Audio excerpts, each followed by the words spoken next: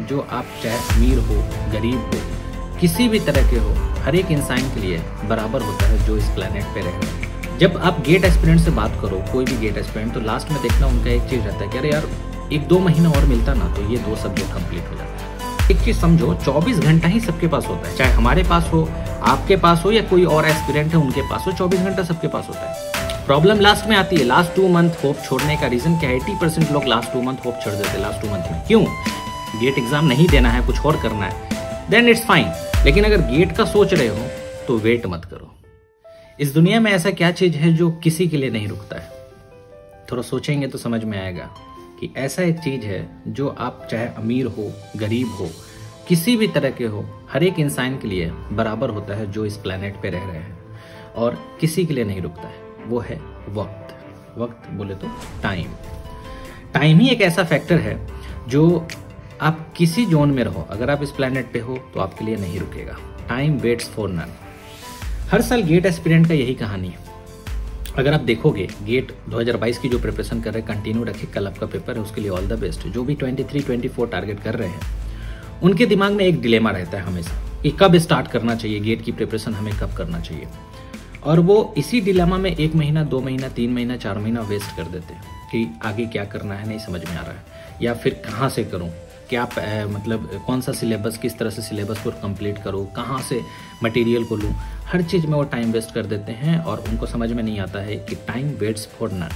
Time किसी के लिए नहीं रुकता है। जब आप गेट एस्पिरेंट से बात करो, कोई भी गेट एस्पिरेंट, तो लास्ट में देखना उनका एक चीज़ रहता है कि अरे यार 1-2 महीना और मिलता ना तो ये 2 सब्जेक्ट कंप्लीट हो जाते हैं। पूछना किसी से भी, अगर जो प्रिपरेशन कर रहे हैं उनसे पूछना कितने सब्जेक्ट कंप्लीट। कोई 12 सब्जेक्ट तो नहीं बोलेगा, 10-12 सब्जेक्ट, 10-11 सब्जेक्ट बोलेगा। एक सब्जेक्ट छूट रहा है या फिर कुछ सर्टेन पोर्शन छूट रहा है तो वो हमेशा आपको बोलेंगे अरे यार अगर 1 महीना और होता या 20 दिन और होता, 15 दिन और होता ना तो इस काम को मैं कर पाता, इस काम को मैं अच्छे से कर पाता। ठीक है। और वो हमेशा रहता है।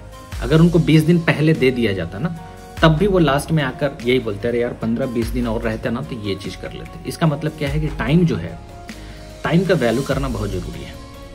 टाइम को जो इंसान वैल्यू नहीं किया वो आगे नहीं बढ़ सकता।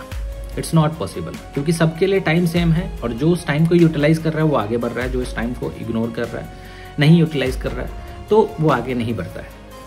तो गेट के लिए सबसे बेस्ट टाइम क्या होगा आपके हिसाब से, या हमारे हिसाब से, किसी के हिसाब से? देखो, ऐसा कोई टाइम नहीं है जब गेट की प्रिपरेशन कब से स्टार्ट करे ये कोई बता सकता है, क्योंकि ये हर एक स्टूडेंट पे डिपेंड करता है वो पहले से क्या पढ़ रखा है। जैसे बहुत लोग होते हैं जो IIT NIT में बहुत अच्छे से पढ़ते हैं, तो उनके लिए क्या है, लास्ट 3 मंथ 4 मंथ में भी गेट एग्जाम इजिली निकाल लेते हैं। लेकिन वो सिर्फ सर्टेन सेक्शंस है, 5%, 10% मैक्सिमम, उससे ज्यादा नहीं। रेस्ट 90% के लिए क्या बेटर रहेगा, कौन सा टाइम बेटर रहेगा प्रिपरेशन करने का, वो हमें समझना बहुत जरूरी है। हम वेट नहीं कर सकते। वेट हम तभी करेंगे जब हम डिलेमा में रहेंगे कि हमको गेट नहीं करना, कुछ और करना। लाइफ में हमारे पास बहुत सारे अपॉर्चुनिटीज आएंगे, उसमें हमको अपार्ट फ्रॉम गेट जो भी अपॉर्चुनिटी आती है वो हमको करना है, तो फिर वो अलग बात है। लेकिन अगर आप ये पहले माइंडसेट बना चुके हो कि हमें गेट 23 करना है, तो उसके लिए जो बेस्ट टाइम है that is February, just after the GATE exam. GATE exam आपका कल है 5 फरवरी। मोस्ट प्रोबेबली फर्स्ट 2 वीक में आपका गेट का पेपर खत्म हो जाता है। उसके जस्ट बाद जो लोग भी स्टार्ट कर देते हैं प्रिपरेशन, चाहे वो सेल्फ स्टडी से करें, चाहे वो किसी इंस्टीट्यूट से करें, प्रिपरेशन ठान लेते हैं करने का, तो फरवरी इज द बेस्ट टाइम। क्यों? 2-3 रीजन मैं दूंगा। पहला रीजन, अगर आप फरवरी बैच में आते हो या फरवरी बैच ज्वाइन करते हो, चाहे वो गुरुकुल बैच हो या मुमकिन बैच हो, हम लोग जैसे फरवरी में फर्स्ट बैच स्टार्ट कर रहे हैं, तो उसमें सबसे बड़ा एडवांटेज क्या होता है, पर डे जो आपको टास्क अलॉटमेंट हो रहा है उसमें जो नंबर ऑफ आवर्स है that is only 4 to 5 hours. और 4 to 5 आवर्स आप इजिली मैनेज कर सकते हो, चाहे आप जॉब गोइंग हो या कॉलेज गोइंग हो। पास आउट हो तो इजिली कर लोगे। तो जॉब गोइंग, कॉलेज गोइंग के लिए तो सबसे बेस्ट टाइम यही होगा। फरवरी इज द बेस्ट टाइम, क्योंकि 2 घंटा मॉर्निंग, 2 घंटा इवनिंग निकाल के आप इजिली कर सकते हो, नो प्रॉब्लम। लेकिन आप करोगे क्या? आप करोगे फरवरी नहीं, एक काम करते हैं, अप्रैल से स्टार्ट करते हैं। तो मैं हमेशा आपको बोला कि टाइम की वैल्यू करो। 2 महीना आप लेट कर रहे हो। 2 महीना लेट करने का मतलब है 3 सब्जेक्ट आपका छूट जाएगा। अगर आप जॉब गोइंग हो, कॉलेज गोइंग हो, डेफिनेटली छूटेगा। अदरवाइज नंबर ऑफ आवर्स बढ़ाने होंगे, और नंबर ऑफ आवर्स बढ़ाने का मतलब है कि 8 घंटा ड्यूटी के बाद आप 6 घंटा 7 घंटा कैसे दोगे प्रैक्टिकली। फिर वो हर दिन नहीं कर पाओगे, और जब हर दिन नहीं कर पाओगे तो धीरे धीरे क्या होगा, इंटरेस्ट खत्म हो जाएगा, जैसा कि हर साल होता है। गेट एग्जाम में देखना स्टार्टिंग में फेब में सब लोग जोश में रहते हैं कि हाँ हमें करना है करना है करना है करके पहला सब्जेक्ट कंप्लीट हुआ, सही से नहीं किया, दूसरा सब्जेक्ट कंप्लीट हुआ, सही से नहीं किया, फिर रिवीजन सही से नहीं हो रहा है, तीसरा सब्जेक्ट स्टार्ट हो गया।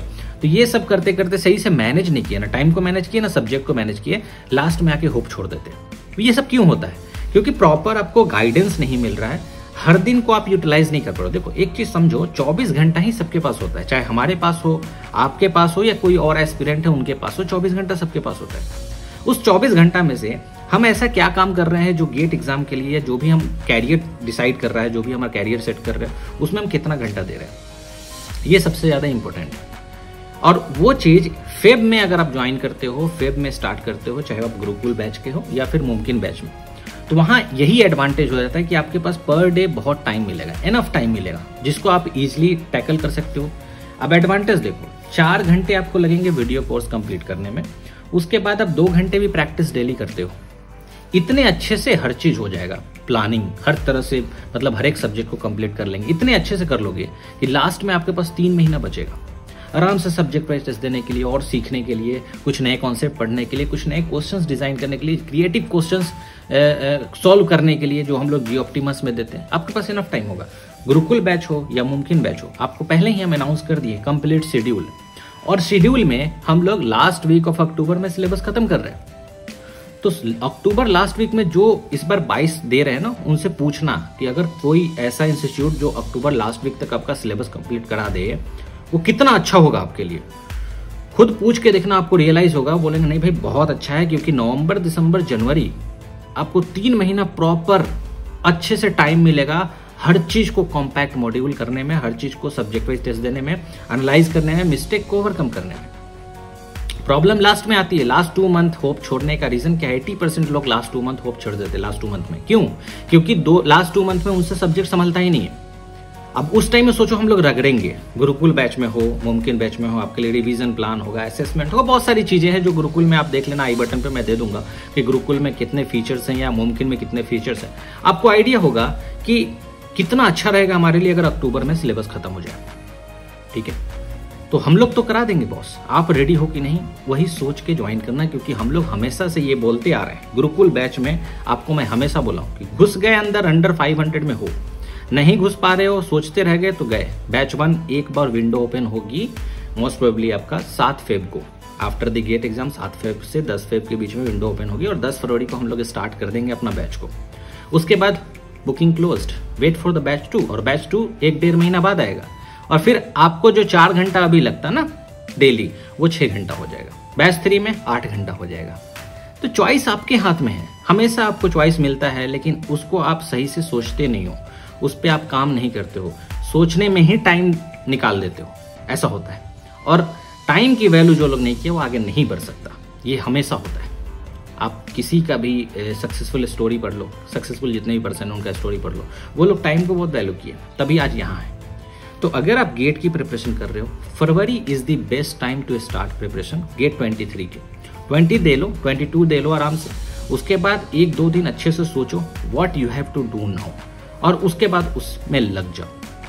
वेट मत करो रिजल्ट का, मार्च में क्या होगा, अप्रैल में करते हैं, अरे जून से स्टार्ट करते हैं। बहुत लोग तो जून से भी क्रैक कर लिए थे यार, बहुत लोग में से तुम नहीं हो, समझो इस चीज को। आपका कैलिबर क्या है, आप कितना अच्छे से कर पाओगे, आप डेली कितना बैठ सकते हो, कितना पढ़ सकते हो, उस हिसाब से आप डिसाइड करो। जो लोग फेब में ज्वाइन करेंगे उनके लिए बहुत एडवांटेज है, क्योंकि उनके पास इनफ टाइम रहेगा हम लोग से इंटरेक्ट करने का, हम लोग रिवीजन सेशन प्लान करने का, हम लोग के साथ बहुत ज्यादा वो यूज टू हो जाएंगे, और इंटरेक्ट जितना ज्यादा होगा उतना ही वो पाथ पे रहेंगे, डेविएट नहीं होंगे। तो this is the right time to start preparation. आप रेडी हो कि नहीं कमेंट करके बताना, और किसी को भी कोई डाउट है गुरुकुल बैच में, मुमकिन बैच में, तो बिल्कुल कमेंट कीजिएगा, हम कमेंट का आपका रिप्लाई करेंगे।